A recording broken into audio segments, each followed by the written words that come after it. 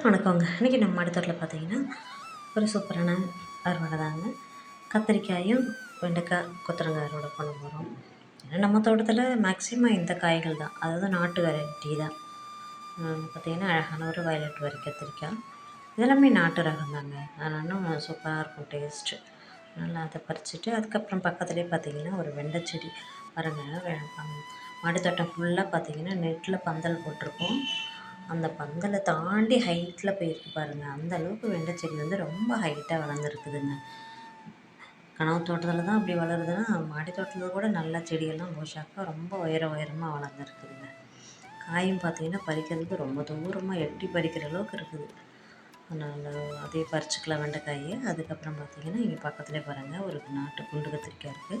இது இன்னும் நல்லா பெருசாகும். பட் இருந்தாலும் இன்றைக்கி கொஞ்சம் கத்திரிக்காய் சேர்த்து பறித்தா தானே சமையலுக்கு போதும் அப்படின்ற மாதிரி ஒரு 2-3 கத்திரிக்காய் சாம்பாருக்காக. அதுக்கப்புறம் பார்த்திங்கன்னா இது ஒரு நாட்டு ரகம். சின்ன சைஸில் தான் இது காய்க்கும்.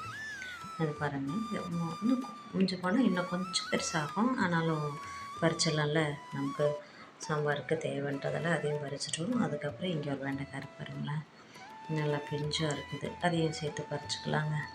அதுக்கப்புறம் பார்த்திங்கன்னா கொத்தவரங்காய் நிறையா பறிக்க போகிறேன். பட் இருந்தாலும் நான் எல்லாத்தையும் வீடியோ எடுக்கலைங்க. ஏன்னா ரொம்ப போர் அடிச்சிடும்ல, எப்போ பார்த்தாலும் கொத்தவரங்காய்னு. ஏன்னா ஒரு சில வெண்டைக்காய் ஃபஸ்ட்டு நிறைய காய்க்க ஆரம்பித்தப்போ அதையே நிறைய வீடியோ எடுத்தோம். அப்புறம் கொத்தவரங்காய் நிறைய காய்ச்சி அதையே வீடியோ எடுத்தோம் அப்படின்ற மாதிரி இருக்கு இல்லைங்களா. அதனால் என்ன பண்ணுறது, நிறைய காய்ச்சாலும் அதை பறித்து தானே ஆகணும். பாருங்கள் நான் எவ்வளோ கொத்தவரங்காய் பறிச்சிருக்கேன் பாருங்கள். ஏன்னா நான் எல்லாத்தையும் வீடியோ எடுக்கவே இல்லை, ஏன்னா போர் அடிக்கக்கூடாதுல்ல.